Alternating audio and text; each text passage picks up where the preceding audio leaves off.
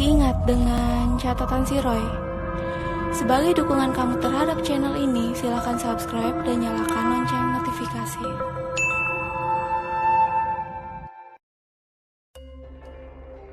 Semarang 1997. Ini kisah yang dialami oleh seseorang yang tidak mau disebutkan namanya. Kita panggil saja R. Jadi, R ini waktu koas berkenalan dengan seorang perempuan, panggil saja Bunga. Biasalah, mereka tukeran nomor telepon, ngobrol, dan lain-lain. Setelah selesai masa koas, Bunga pun pulang ke kota asalnya, yaitu di Semarang. Sedangkan R tetap di Jakarta. R dan Bunga tetap berkomunikasi melalui telepon. Singkat cerita, R pun janjian dengan Bunga untuk bertemu di Semarang. Untuk melepas rindu karena mereka berdua dari awal sudah saling suka. Berangkatlah R di siang hari menuju stasiun kereta api Senen jurusan Jakarta-Semarang. Sepanjang perjalanan, R dan Bunga intens berkomunikasi melalui telepon dan SMS. Akhirnya sampailah R di kota Semarang tengah malam. Karena pada saat itu di perjalanan ada kereta anjlok yang mengakibatkan sampai Semarang tidak sesuai jadwal. Karena R sangat kelelahan, akhirnya R memutuskan mencari penginapan terdekat untuk segera beristirahat. Dari stasiun Semarang, R menaiki sebuah beca. "Mau kemana, Mas?" tanya pengemudi beca. "Pak, antar saya ke penginapan yang dekat-dekat sini ya," jawab R. "Siap, Mas, saya tahu penginapan terdekat. Mari Mas naik," jawab pengemudi beca sambil mempersilahkan R menaiki becanya. Beca pun berjalan melewati sudut-sudut kota Semarang. "Masih jauh, Pak?" tanya R yang sudah kelelahan setelah perjalanan jauh. "Sebentar lagi, Mas. Sudah dekat. Itu ada belokan di depan."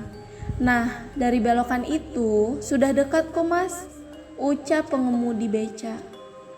Sebelum sampai ke belokan yang ada di depan, R melihat ada plang bertuliskan penginapan. "Loh, Pak, itu ada penginapan. Antarkan saya ke situ aja, Pak." "Wah, jangan di situ, Mas. Di sana aja, sebentar lagi sampai." "Udah, Pak, nggak apa-apa, di situ saja. Saya sudah capek dan mau buru-buru istirahat." Akhirnya beca pun berhenti tepat di depan penginapan yang ditunjuk R. R pun turun dari beca dan memasuki halaman penginapan itu. Sebuah penginapan yang tidak terlalu besar dengan bangunan khas zaman dulu dan pencahayaan yang redup. Di ruangan depan penginapan terdapat meja berbentuk setengah lingkaran. Dan di balik meja ada seorang bapak tua yang memperkenalkan dirinya sebagai pemilik penginapan tersebut. "Ada yang bisa saya bantu, Mas?" tanya bapak pemilik penginapan itu. "Oh, iya, Pak. Ada kamar yang kosong?" tanya R. "Ada, Mas, tapi cuma di lantai bawah. Soalnya yang lantai atas belum sempat dibersihkan." "Oh, iya, Pak, nggak apa-apa. Tapi kamarnya kecil, Mas." "Iya, Pak, tidak apa-apa kamarnya kecil. Karena saya juga cuma butuh tempat untuk istirahat sampai pagi. Besok pagi saya sudah check out." R pun menjawab sambil melirik ke arah jam yang sudah menunjukkan pukul 1 malam. Akhirnya setelah si bapak mencatat data R dari KTP, bapak tersebut pun langsung mengantarkan R menuju kamarnya. Mereka berdua berjalan ke arah luar ruangan melalui pintu belakang dari ruang depan itu. R tidak menyangka kalau ternyata suasananya sangat tidak nyaman. Di sepanjang jalan, kanan dan kiri terdapat kamar-kamar yang di depannya ada satu kursi, satu meja kecil, dan satu tempat jemuran handuk yang sudah mulai berkarat. Sedangkan di tengah-tengah lorong terdapat sebuah taman kecil untuk memisahkan antara lorong kiri dan lorong kanan yang beratapkan langit. Penerangannya pun sangat minim. R diantar ke sebuah kamar yang terletak di ujung lorong sebelah kanan. Bapak itu pun membukakan pintu kamar dan mempersilahkan R masuk sambil memberitahu letak kamar mandi yang berada di belakang. Jadi, di samping pintu kamar sebelah kiri ada sebuah meja rias lengkap dengan cerminnya yang lumayan besar dan kursi kecil. Sedangkan di seberang meja rias terdapat sebuah kasur yang berukuran kecil dan di belakang kasur itu terdapat sebuah kamar mandi. Kamar mandi itu temboknya hanya 3/4, tidak sampai menyentuh langit-langit kamar. Bapak itu pun pamit keluar kamar dan mempersilahkan R untuk beristirahat. Karena R kelelahan, dia pun langsung menyimpan tasnya di samping meja rias dan barang-barangnya seperti dompet, jam, dan lain-lain di atas meja rias. R pun ke kamar mandi mencuci muka dan bergegas merebahkan badannya di atas kasur setelah mematikan lampu kamar. Posisinya kepala R tepat di tembok dekat kamar mandi. R pun berusaha menghubungi Bunga pada saat itu, tapi Bunga mendadak tidak bisa dihubungi sama sekali. R pun memejamkan matanya, berusaha untuk segera tidur karena nanti pagi harus segera check out. Belum lama R memejamkan matanya, R merasa ada tekanan di kasur dekat bantal sebelah kanannya. Tak lama tekanan itu pun terasa dekat bantal sebelah kirinya. R pun perlahan membuka matanya dan menengok ke sebelah kanan. Dia melihat ada sebuah kaki kurus, kering, berwarna hitam dan refleks. R pun menengok ke arah kirinya. Ternyata kaki itu juga ada di sebelah kirinya. Perlahan R pun menengok ke arah atas dan di sana terlihat ada sosok seperti bapak-bapak tua, kurus, kering, dan kakinya panjang sekali sampai menyentuh kasurnya.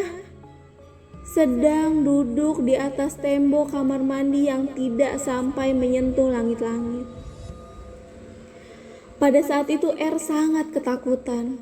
Dia langsung memejamkan matanya sambil berbicara dalam hati. "Tolong jangan ganggu saya.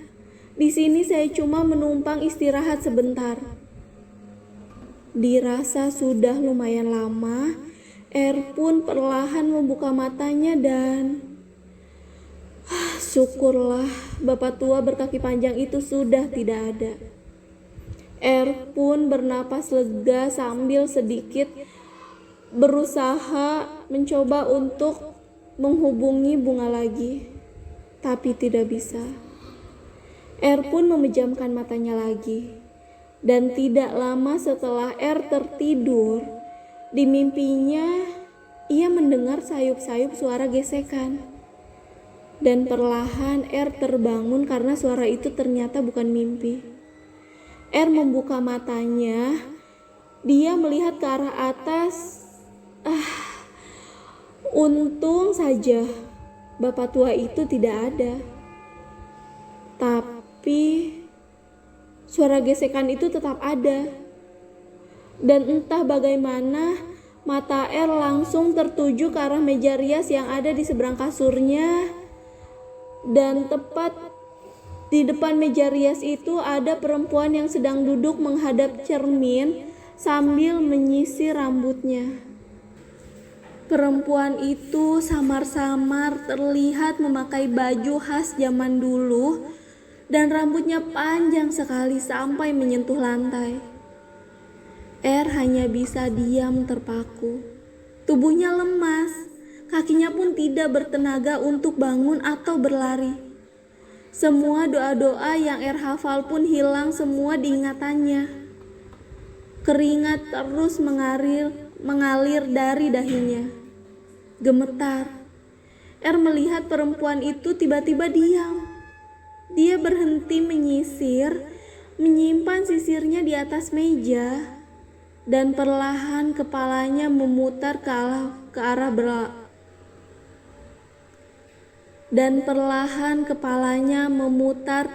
belakang dengan posisi badannya yang tetap menghadap cermin. Takut dan tidak bisa berbuat apa-apa. Langsung memejamkan matanya sambil berbicara. Tolong jangan ganggu. Saya akan segera pergi dari sini." Dan terasa ada sesuatu yang dingin menyentuh kaki Berjalan, sentuhan itu sampai ke tangan dan berhenti tepat di kepala Terasa sesuatu yang dingin sedang menyentuh kepalanya. Tak lama terasa sakit di kepala, seperti ada sesuatu yang menusuk menggunakan kuku. Dan angin berhembus kencang, berbarengan dengan suara azan yang berkumandang. Ya, itu suara azan subuh. Perlahan buka matanya dan sudah tidak ada apa-apa di kamar itu. Pun langsung bangun dari tempat tidurnya. Dia buru-buru mengambil tas dan barang-barangnya. Ketika hendak mengambil dompet yang berada di atas meja rias, melihat ada banyak helaian rambut berwarna putih. Rambut itu ada yang tebal dan ada yang tipis. Karena takut, pun langsung check out dari penginapan itu. Dan memutuskan untuk ke rumah temannya yang ada di Semarang. Seharian itu pun jalan-jalan keliling Semarang diantar temannya. Karena sampai sore hari Bunga tidak bisa dihubungi juga, dan tidak tahu harus mencari Bunga kemana. Pun kecewa dan memutuskan untuk pulang ke Jakarta malam itu juga menggunakan kereta. Sesampainya di Jakarta, keesokan harinya Bunga baru memberi kabar melalui pesan atau SMS, dan Bunga bilang kalau HP-nya mati karena lupa belum dicas. Logikanya, gak mungkin HP-nya lupa dicas berhari-hari. Padahal pada saat itu jelas-jelas Bunga tahu kalau sudah sampai Semarang untuk ketemu Bunga. Tapi Bunga malah menghilang, tidak ada kabar. Karena merasa dipermainkan oleh Bunga, pun memutuskan untuk memblokir nomor Bunga dan tidak berhubungan dengan Bunga lagi.